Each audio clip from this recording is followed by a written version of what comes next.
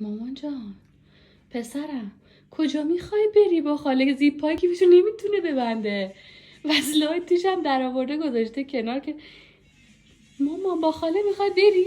خب کجا بری؟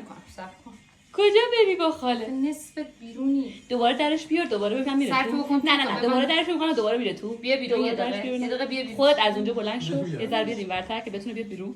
خب بیا بیرون یه دقیقه، بیا اینجا، بیا بیرون. خانم دوباره میتونه بیاد تو. بیا بالا، بیا بالا. خودش جا کنه. بیا بالا. خب چه مکافاتی میاد.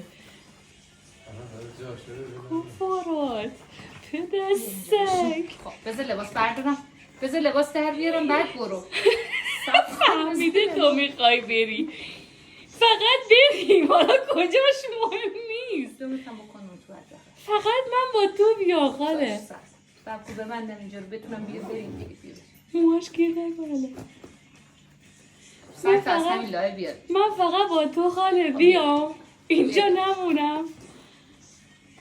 هر جوری منو ببری بردی، هر شکلی که منو ببری قبوله. مامان جان پاپی خیافش موهاش بوسم میده دونه خوشحاله. خب دستش سرش هم میذاره، دلبری هم میکنه تو همه هینوه. هر کاری بگی میده منو ببر، من با اینا تنها نذار.